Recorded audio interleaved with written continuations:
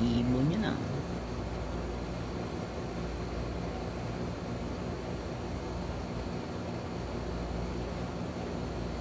Yung ibon to.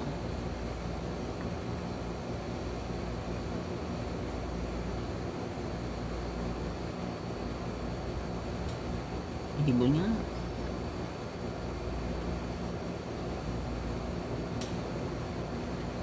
Si bird.